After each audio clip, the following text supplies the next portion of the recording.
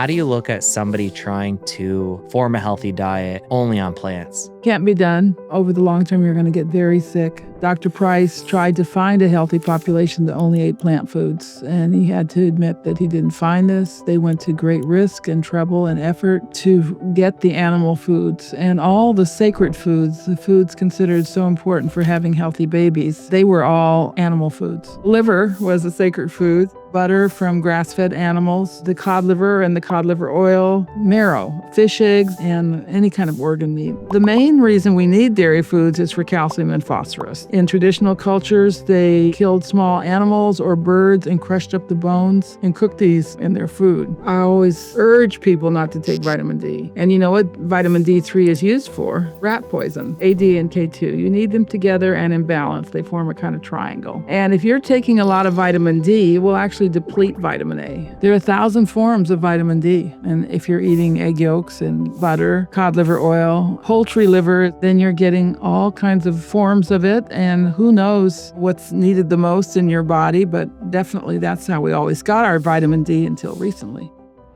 Sally, what are some of the foods out there today people consider healthy that are actually harming our health? Oh my goodness. Well, one thing that I'm very concerned about are all the protein powder foods, the protein drinks.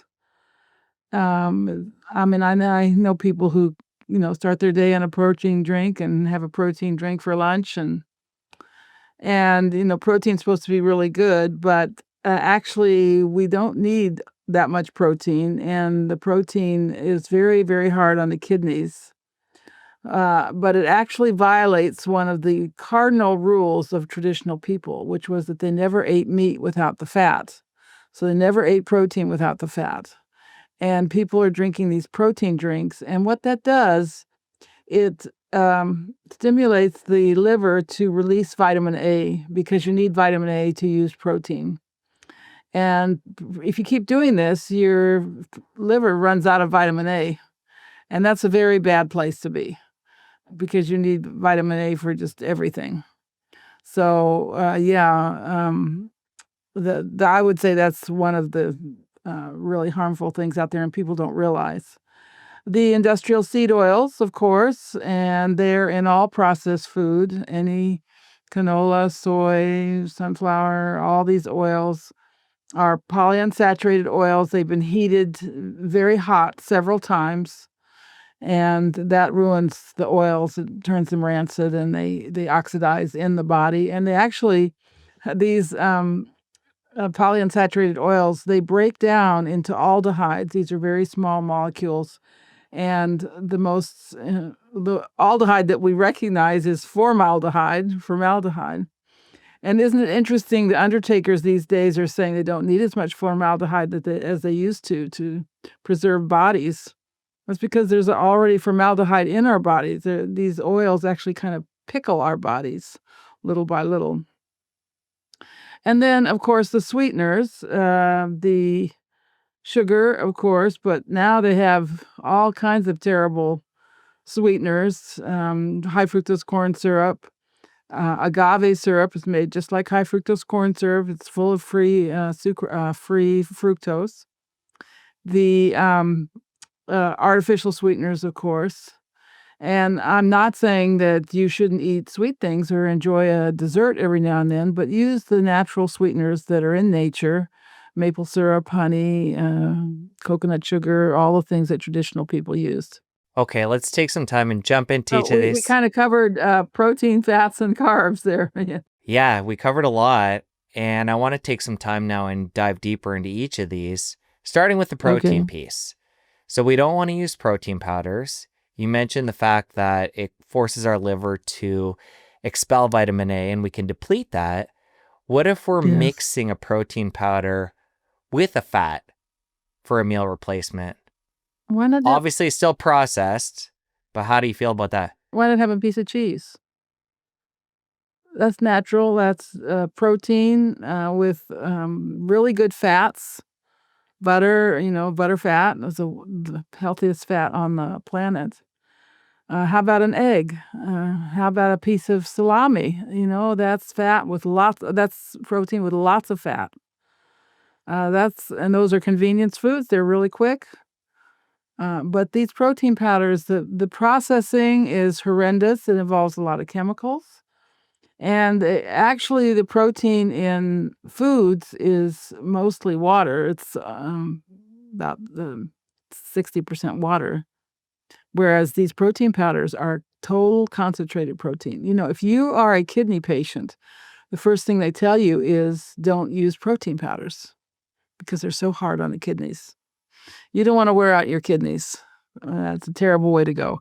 So if somebody's having a high protein diet, animal-based diet through meats, totally different, I assume, in that respect, though, when it comes to the protein piece? Not necessarily.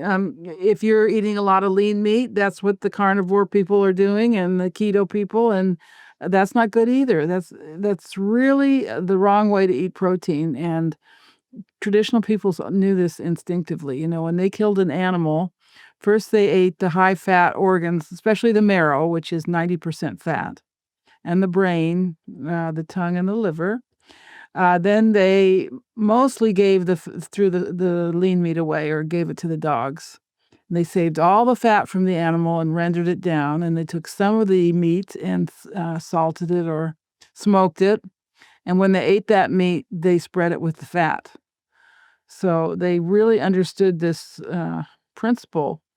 And we need animal protein. We need to eat meat, but we don't need a lot, actually, especially if we're eating it in the right way with the good fats.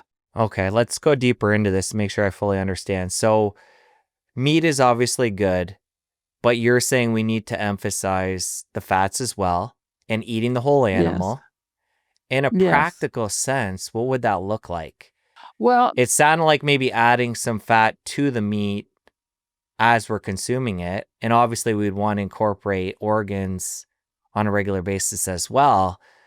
But give me the lay of the land here and what this looks like. I have a friend who's in her 80s, still going strong. And let me tell you how she ate when she was growing up, because it's a perfect example of how we should eat. She grew up in Argentina. They were very poor. They had one cooking utensil. It was a big cast iron pot. And everything went in that pot. The meat, the bones, the organ meats all cut up. And the water, of course. And then towards the end, the flavorings put in there, maybe corn, some vegetables. And that's how they ate. So they were getting organ meats. They were getting the meat with the fat. And they were getting the broth. The other thing they ate growing up was raw milk. And she's a beautiful woman, still going strong, wonderful mind at age 80.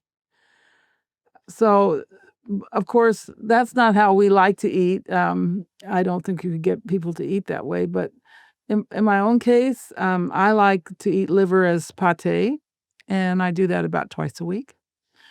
And whenever I eat meat, I either make a sauce that has cream in it or I put butter on it. And I leave the fat on the meat. And I had some lamb chops for lunch. I ate the fat. That's the most important part. Okay. So anytime you're having a steak, you're having a roast, you're adding additional fat to that to enhance it. At least eating the fat. Now, it's hard to get a good steak anymore because they cut the fat off. They think nobody wants the fat. Give me a typical day of eating for you at this point in your life. What does that look like? Oh, okay. Well, I typically start out with bacon and eggs, and I like the bacon soft. I like to eat that fat. I add an extra yolk to my eggs and some cream. So there's protein there, but it's a lot of fat. Sometimes instead of eggs, I have oatmeal, and I put lots of butter on the oatmeal. For lunch, it could be pate, which I really like. About once a week, I try to eat fish eggs, caviar. There's you can buy whitefish caviar at Whole Foods, 2 ounces for $10. It's very reasonable. And today I had lamb chops with the fat and some potatoes cooked in the fat and beans with butter on them. So lots of fat. You mentioned oatmeal there. Let's talk about prep when it comes to plants. And the way you go about that, you can use oatmeal as an example and then expand out talking about how you make these foods more palatable. Well, this is a big theme in Nourishing Traditions and also in the Weston A. Price Foundation. Plants have a lot of toxins, and we'll start with grains. Grains are coated with a bran. I call it the plastic coating because it's got preservatives in it to keep what's inside the grain fresh and from spoiling. And those preservatives include phytic acid, enzyme inhibitors, lectins, things that are either deplete you of minerals, are hard to digest, or are very irritating to the gut. And traditional cultures always process these grains to get rid of those preservatives. They're preservatives for the grain, and you don't want to eat preservatives. So it usually involves soaking in an acidic medium or soaking for a long time till it turns acidic. The sourdough method for bread. In the case of oatmeal in Ireland, they soaked it overnight. My Irish mother-in-law said she soaked it over the pilot light. So it was just warm. And you add a splash of something acidic like vinegar or lemon juice or whey or yogurt because you need the low pH to activate all the enzymes that get rid of the toxins. And the next day you cook that oatmeal really well. Grains need to be cooked, not baked like granola and not eaten raw like muesli. They need to be cooked. And you add salt. That's when you add salt. And of course, I eat my oatmeal with lots of butter. And maple syrup sometimes or honey.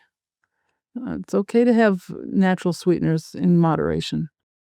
For something like that oatmeal, soaking it overnight, using something acidic, does it need to be rinsed in the morning to get rid of the plant toxins? No.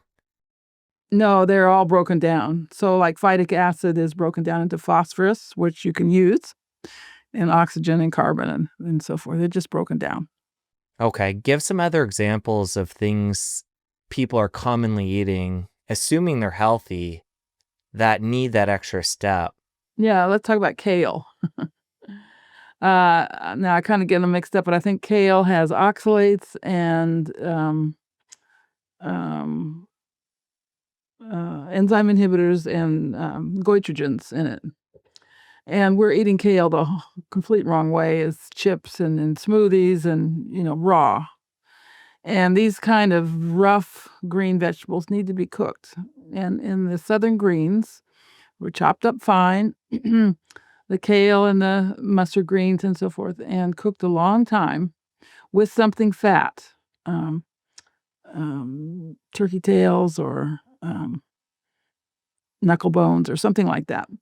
And then it's delicious that way and doesn't give you an upset stomach, easy to digest. Animals have a lot more of their disk space devoted to digestion than humans. Our disk space is devoted to our brains. And we don't have as complicated as digestive tracts as, say, a cow. A cow eats grass. We can't eat grass. We can't digest it. But the cow has 4 stomachs and a huge microbiome if we've treated her right. And she can eat grass, but we can't. And I guess if we cooked the grass, maybe we'd be able to eat it. But these things are not good foods for humans. When it comes to foods like kale, like oatmeal, when they're prepared properly, are you including those for specific nutrients or just for diversity within the diet? Well, I just want to understand the goal of having these things that require extra care.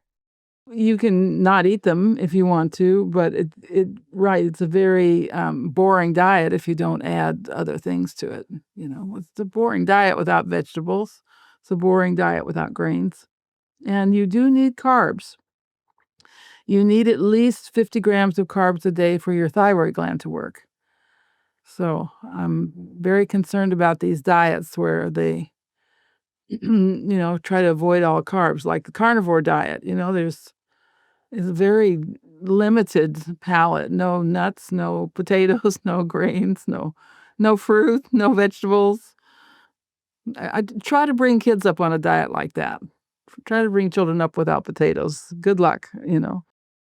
When you see these success stories of people eating only meat, in your mind, is that just a short-term thing? I think it's very dangerous. We had a young man on our farm who was eating like that, eating meat and only meat, only raw meat, and carrot juice, I think, something like that. And he became very anemic, and he wasn't well after a while. Let's talk about the microbiome and how you look at that. Well, Classically, in the health world, people say we want to eat a diverse amount of plants. We want to get a whole bunch of fiber, and that's going to feed the microbiome. They're going to, in turn, make short-chain fatty acids for us. Is that the way you see it? well, you need to feed the microbiome with bacteria, good bacteria, and that's where the lacto-fermented foods come in. Every single culture, traditional culture in the world had lacto-fermented foods, starting with cabbage in Europe, sauerkraut, and other vegetables that were used as pickles and, condiments. Africa was the real land of fermented foods because they had so many fermented beverages. They made beer out of sorghum, and it wasn't alcoholic. It was very, very sour, an acquired taste, I have to say. They made it out of bananas. They made it out of all kinds of things. And when they were working in the fields, they could drink up to a gallon of this per day. So they were getting lots of bacteria, and that's number one. Yes, and then the digestion of certain carbs will create short-chain fatty acids, which the bacteria love. But I think a much more fun way is to just eat butter or coconut oil, which has these short-chain fatty acids ready-made. The most important one is butyric acid.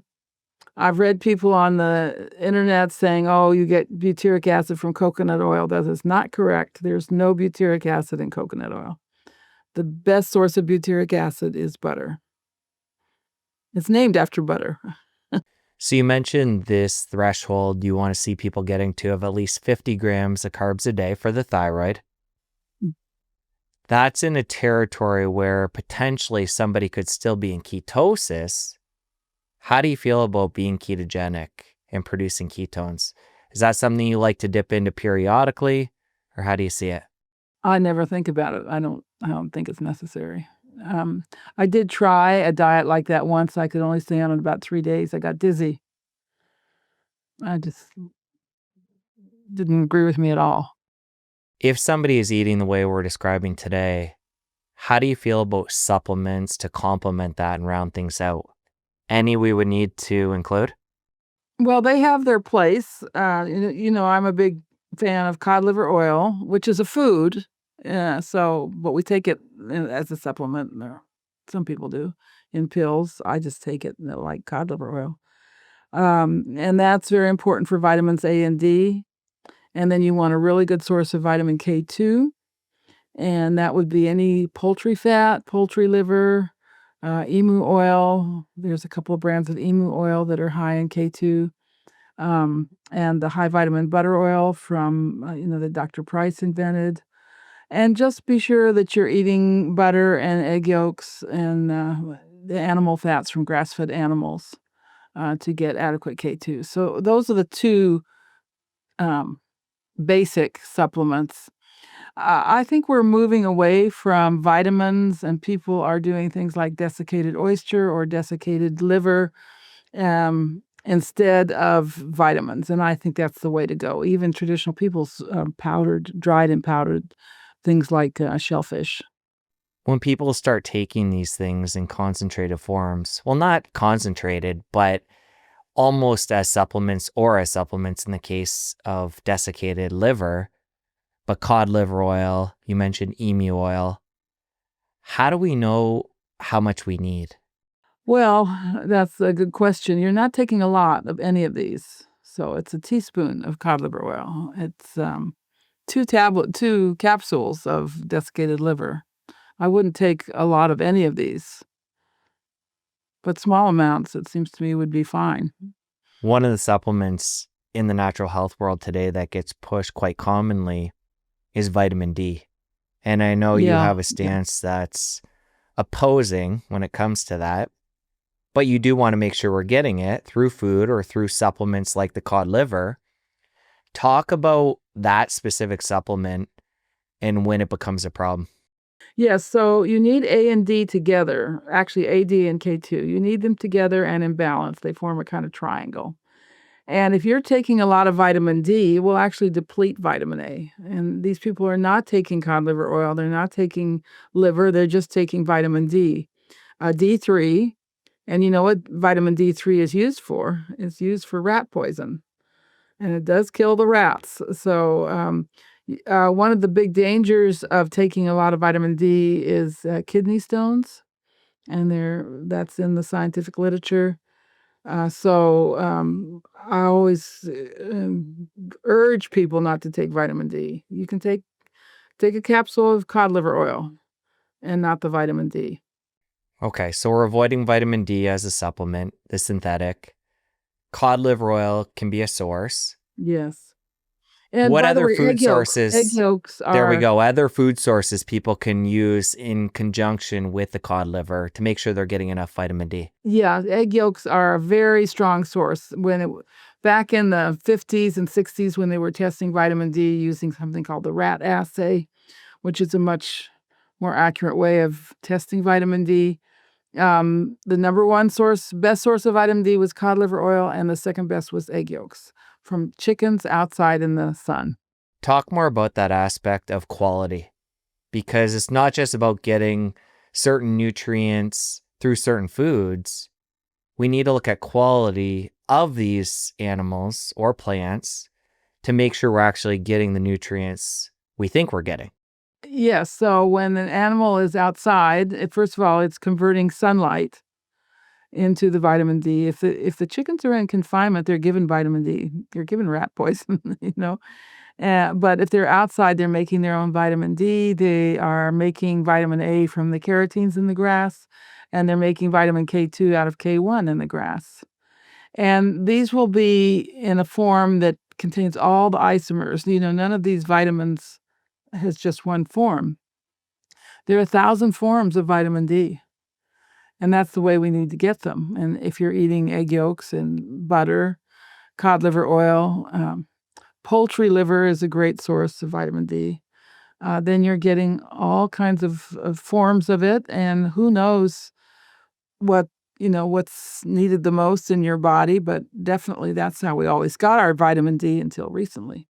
And how do you look at sunlight for people that aren't eating these foods, or for somebody that is, as a complement to getting vitamin D? You need sunlight, but there was a study of Israeli lifeguards getting lots and lots of sun, lots of vitamin D, and they were very prone to kidney stones.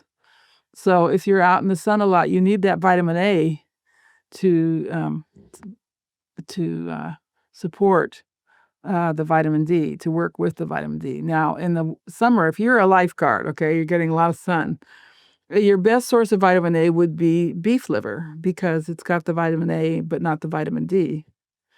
Whereas at other times of the year, you're better off with poultry liver, which has the A and D together and the vitamin K. Duck liver, goose liver, chicken liver are really healthy foods. And Europeans do a lot better at getting these vitamins than we do because they eat duck liver. They eat duck fat. They have liver in their sausage. There are all kinds of organ meats in the sausage. And you can go into a pub in Ireland and get chicken liver pate. They all serve it. So it's much easier to get these nutrients in Europe than it is here. We just don't have that tradition. We've kind of lost the tradition. So we talked about the fact that it's not enough just to assume we're getting certain nutrients in certain foods. Quality matters. There's also this other layer of cooking and how that can impact things like dairy, which I know you're a fan of raw, but also liver. There's people that say raw liver versus cooked. So bring in the aspect of cooking of these foods and how that can change things. Yeah, it's different for each type of food. And now the traditional cultures that Dr. Price studied ate liver both raw and cooked, and they ate their meat both raw and cooked, and their fish both raw and cooked. He didn't say why, he didn't speculate why. I have a theory that when you eat these things raw, you get a lot of B6, but you don't digest the protein very well, and cooking unfolds these really tightly bound proteins that you have in meat, and, your digestive enzymes can get on them and digest better. So, the meats and the organ meats can be raw and cooked.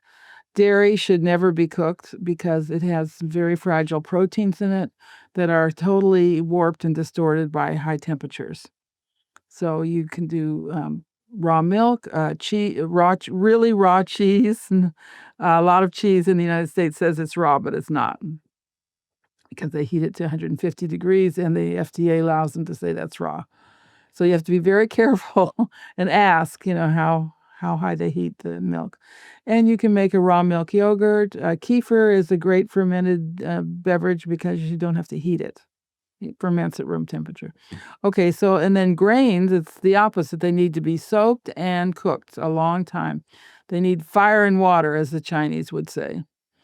Most vegetables need to be cooked and cooked well. That releases the nutrients that are bound up in the cellulose. The cellulose is indigestible for humans, and the cooking breaks down the cellulose and all these anti-nutrients. Some people have good digestion and can eat salads. The salad vegetables are bred to be more tender, and that's fine, but I know people who can't eat salads. They cannot digest raw vegetables. How do you look at different diets for different people? Somebody who is overweight, say they're in that range of insulin resistant to diabetic, or just have a chronic disease versus somebody that's gotten their health back or maintained that. How do you look at different things that we want to include and avoid for sick people versus people that are just maintaining? Well, for a diabetic or someone who's overweight, your best friend is fat. You don't need insulin to digest fat, and the fat keeps the blood sugar stable and also supports thyroid function, so you have more faster metabolism. And you do want to restrict carbohydrates, not completely, but yeah, not too much. And I think very good for overweight is to skip one meal a day, to fast one meal a day. Personally, I think it's best to eat breakfast and a big lunch around 1 o'clock, and then not eat dinner. But there's only one way you can do that, and that's to eat lots of fat. If you don't eat a lot of fat in that midday meal, you're going to be so hungry at night when you're trying to go to sleep. So, but a growing boy athlete, he needs more protein than most people need. He needs lots of fat and he needs carbs. He needs everything and he needs to eat a lot. So everybody's different in how much they eat and the proportions that they eat. Nobody should be eating processed food, of course. Let's come back to the seed oil piece. This is an area you've really targeted with your work. You mentioned the formaldehyde, aldehydes. Let's take it from the top, though, and talk about the processing that goes into these, and then we'll get into some of the other nuances of why they destroy our health. Well, the first thing I think people need to realize is that most of the seed oils that are in our food today, we never ate until about 1890 when they developed the stainless steel roller press to get these oils out of the seeds. Otherwise, you just can't do it. Now, there are a few seeds that were in human consumption, where their oils were in human consumption, because you can remove them with a stone press. Yeah, I remember seeing a press like this in Iran with the donkeys pulling the press around. So one was sesame, and that was in the Asian countries. They had sesame, and they also had rapeseed, which was an oily version of canola.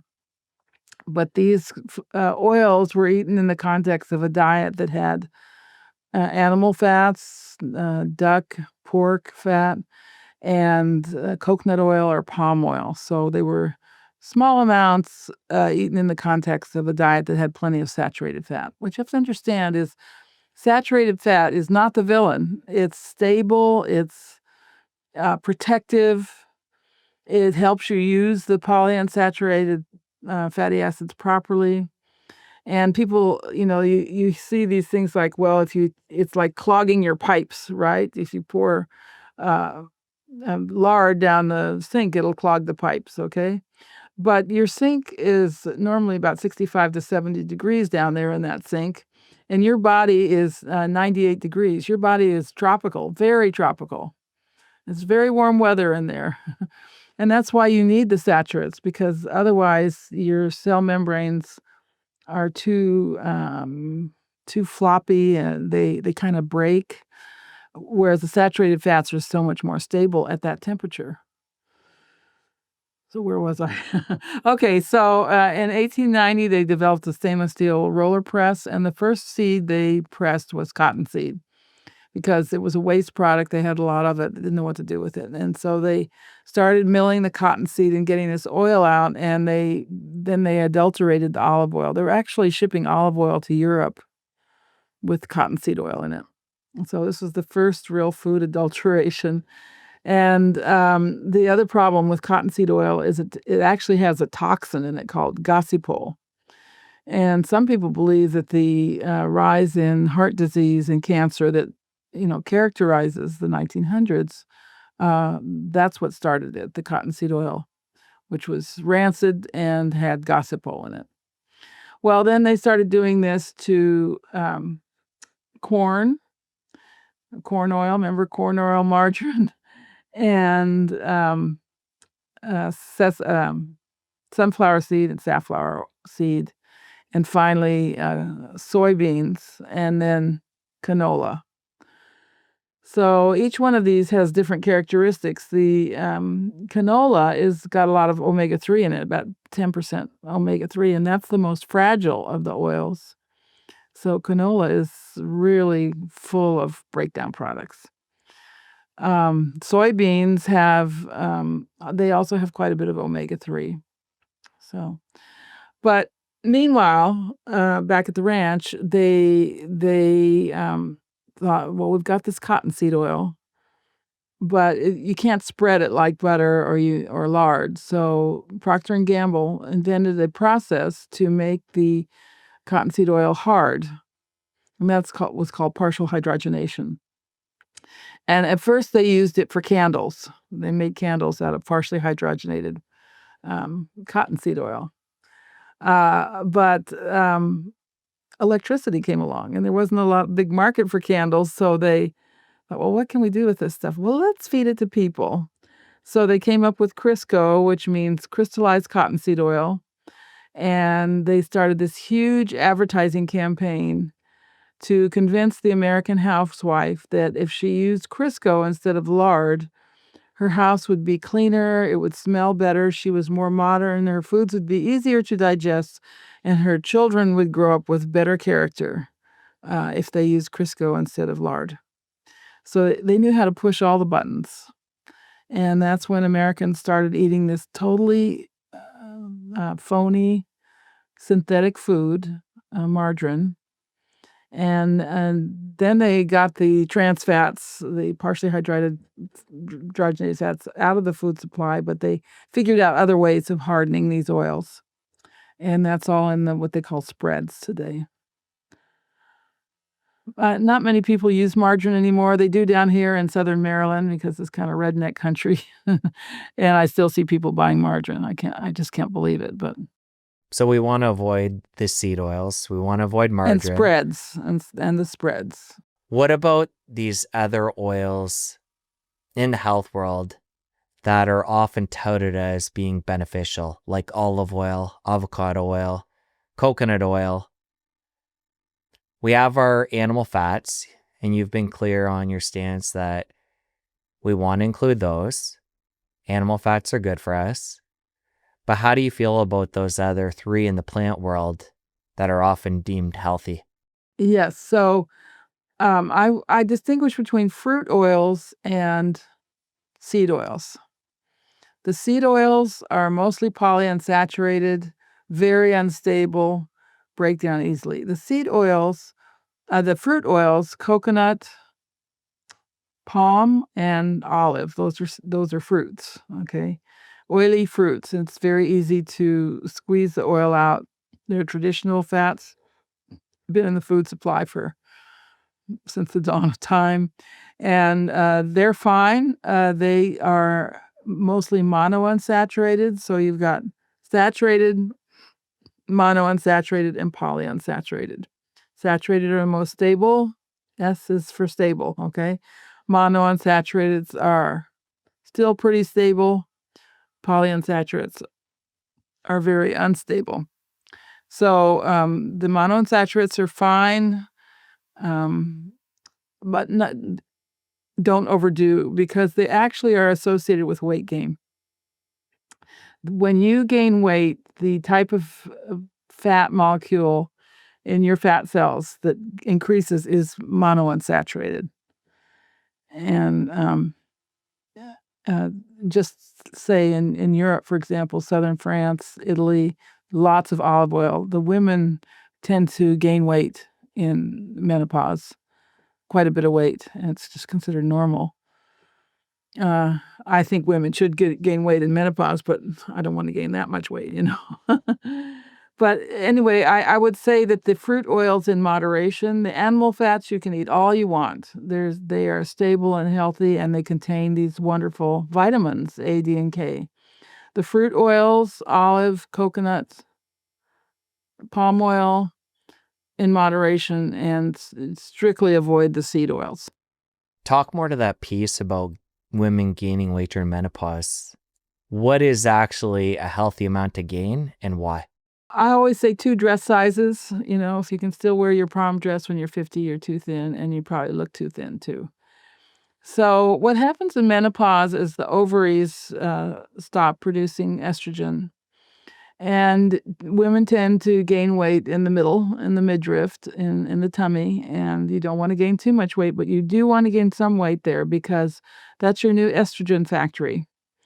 And that's gonna keep you stable and keep your skin wrinkle-free and keep you happy, and the other thing that fat produces is stem cells, which you need for repair, and the insurance companies have done a lot of studies about weight, and the ideal weight for women in middle age is not the same as when you're young.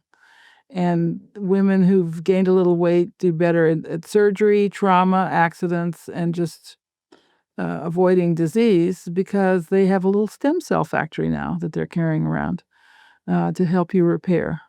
What about men as they age? Should they stay the same or gain a little bit? Yeah, well, I personally, I think men should gain some weight too. I prefer my men cuddly and not too slim, but that's just my preference. Somebody tuning in, hearing you talk about all this animal fat, saturated fat, and they're fearing the connection there, or supposed connection between that and heart disease. Debunk that myth and why people Yeah. need to start embracing these fats. Well, that was created by the vegetable oil industry. So how can we sell this garbage? Because it's garbage.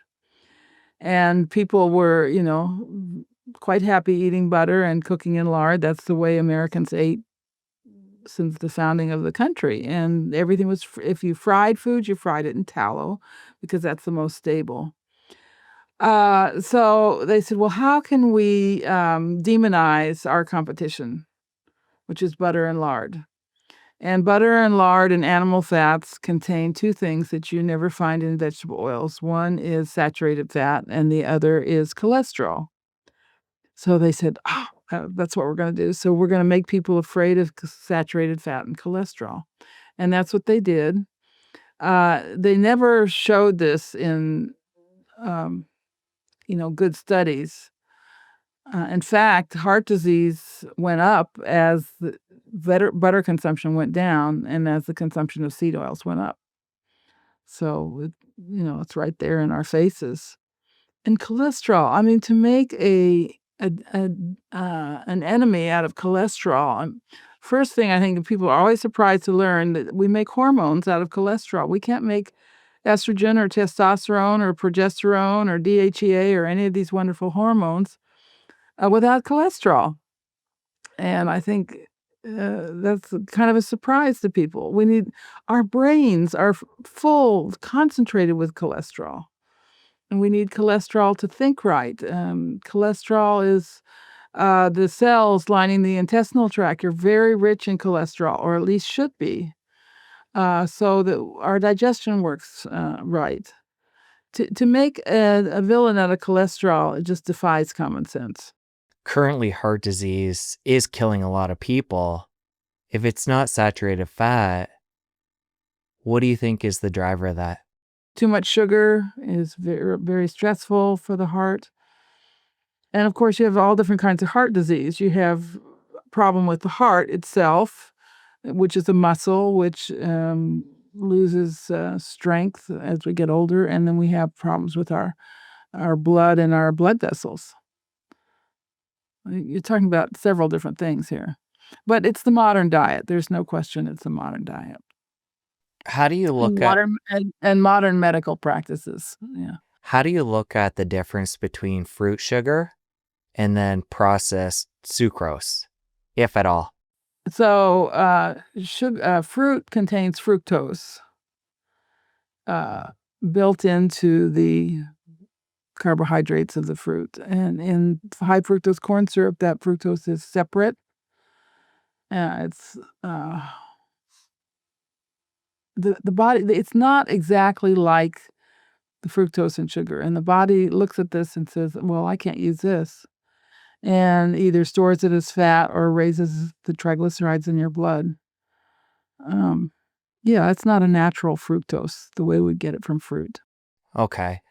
But how does somebody manage the amount of fructose and glucose they're getting through fruit? How do you look at somebody bringing that into a diet in a healthy way? Well, it's going to surprise you. I mean, we don't want to be eating tons of fruit because it's sweet. Okay. But a little fruit is fine. And the fruits from the temperate region are high in pectin. So that's apples, pears, cherries, peaches, apricots. And pectin can be very irritating to the gut, extremely irritating.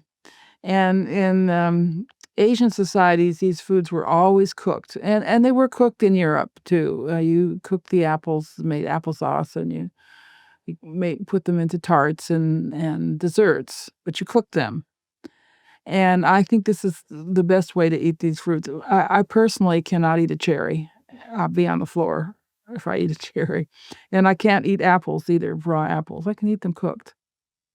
So I think that's something to watch for. The tropical fruits, by contrast, don't have pectin in them, and you can eat them raw. And the tropical fruits have protease enzymes in them, which helps you digest meat. One of the tribes that Dr. Price found would never eat meat without bananas. This is kind of interesting. Okay, so it comes down to the pectin, the cooking. The cooking Yes. denatures that? Yes. Somehow Okay. makes it digestible. And the tropical fruits we can have raw. Yes. You know, a pineapple chutney is great with meat. Mango chutney, something like that. How do you feel about salt? Using that with what you've been talking about so far, heavily animal-based, but still some plants. This is something that's often demonized. How do you look at that inclusion within your diet? Salt is essential for life. It's essential for digestion.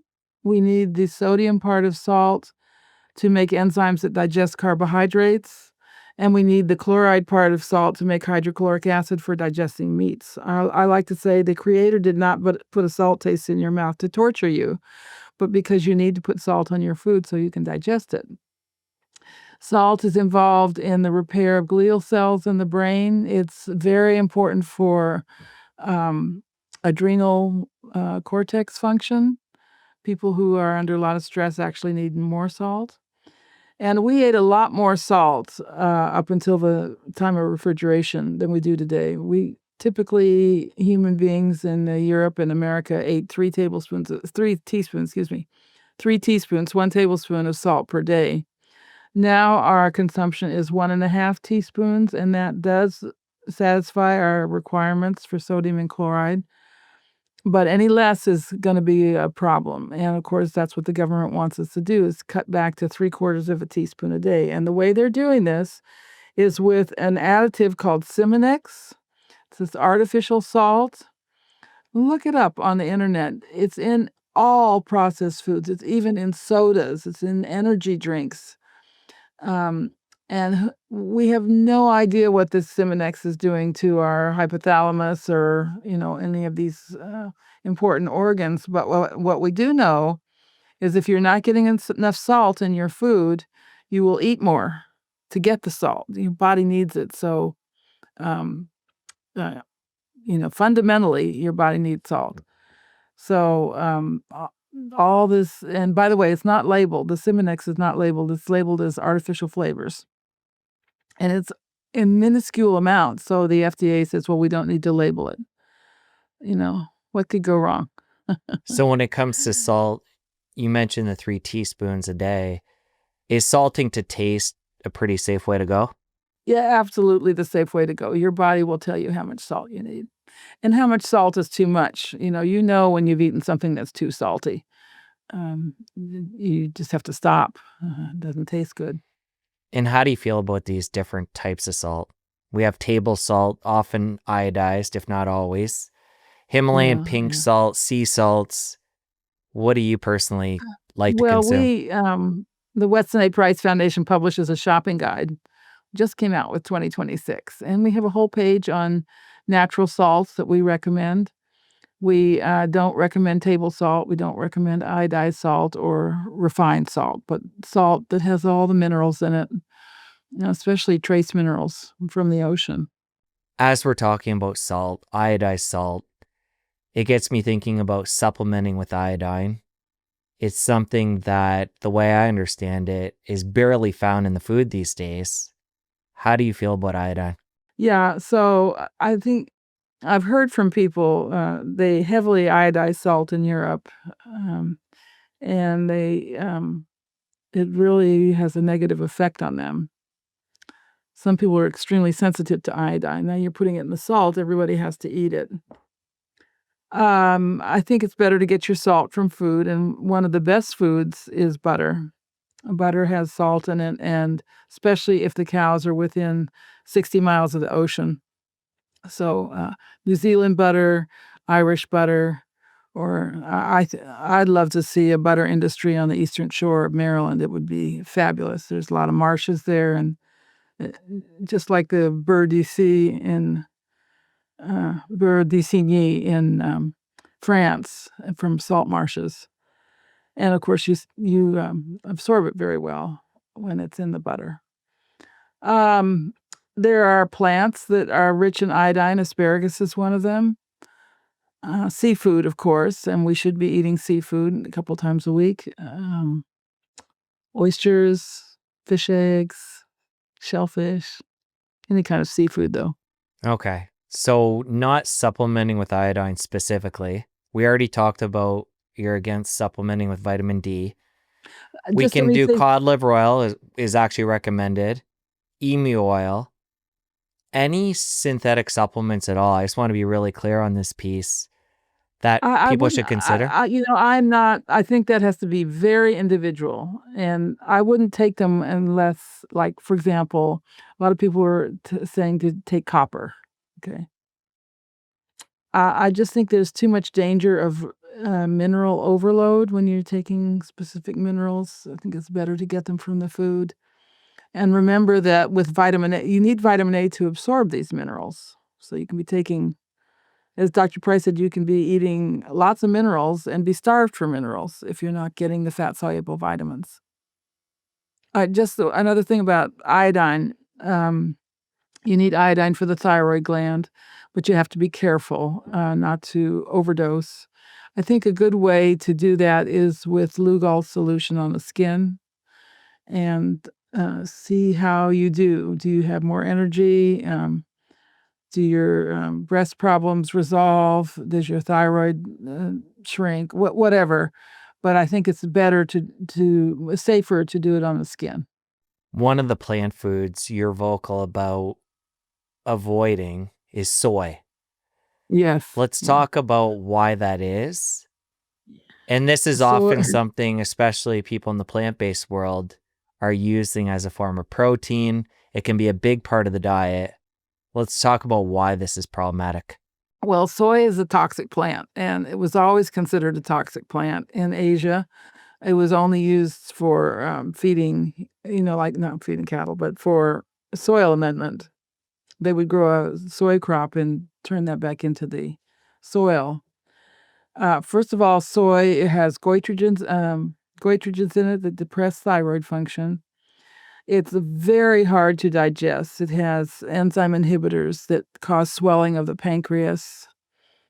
Extremely hard to digest. And then it's an endocrine disruptor because it has these plant-based estrogens in it, very, very high in them. And we were in contact with prisoners for many years. They were giving them an all-soy diet.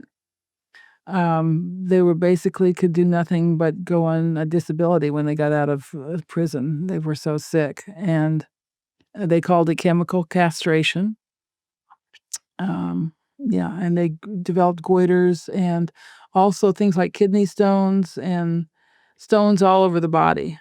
It seems to predispose to stones. So it's a poison, and it shouldn't be used for food. It shouldn't be given to animals either because these poisons come through in the eggs and the meat.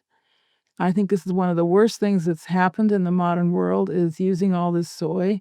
You do need to give legumes to animals, but we had field peas, black-eyed peas, lentils, all kinds of legumes that you can give to animals that don't have these poisons in them.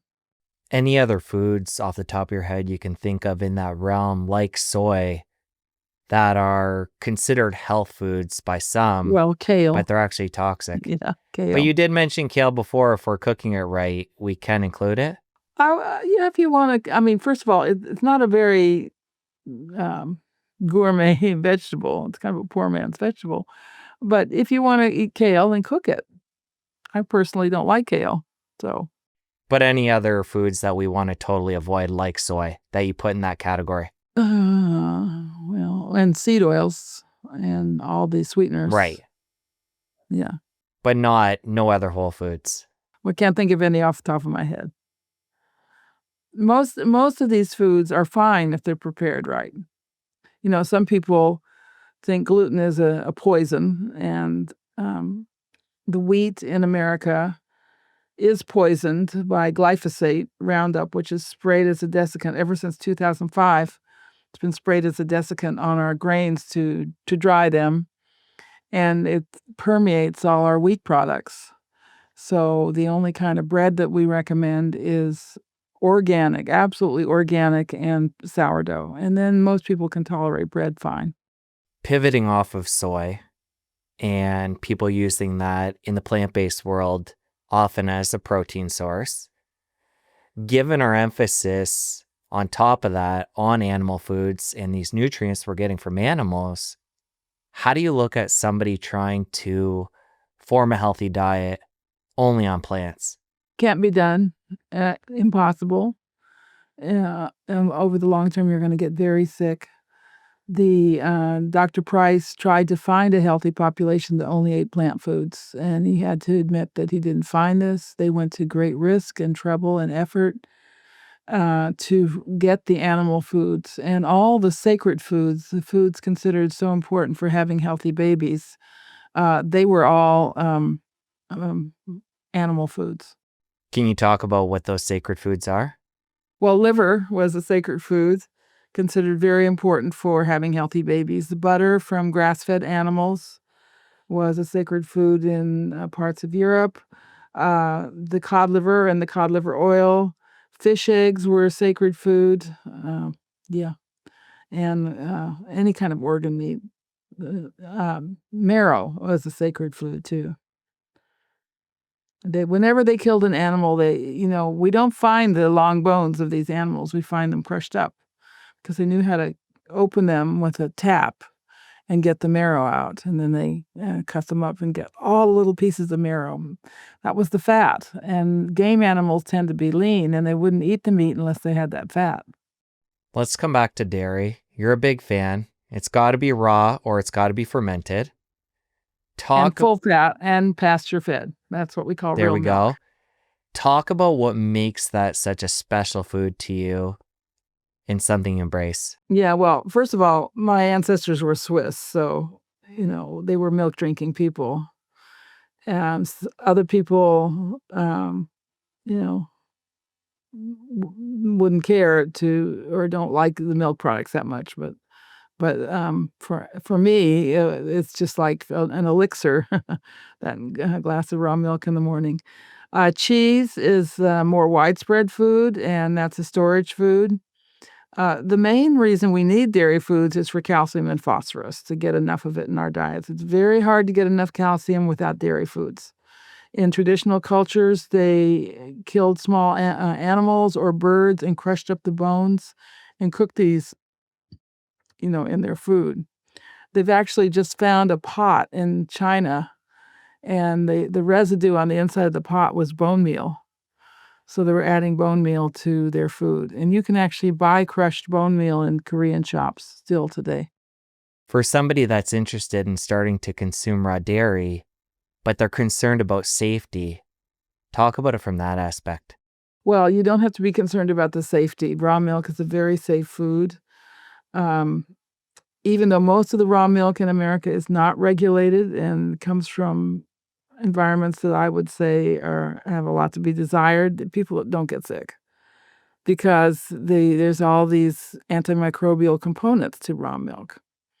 But yes, you talk to the farmers, see what his practices are. I mean, my farm produces raw milk, and we test every single batch for coliform. And if it's over about 5, we just don't sell it.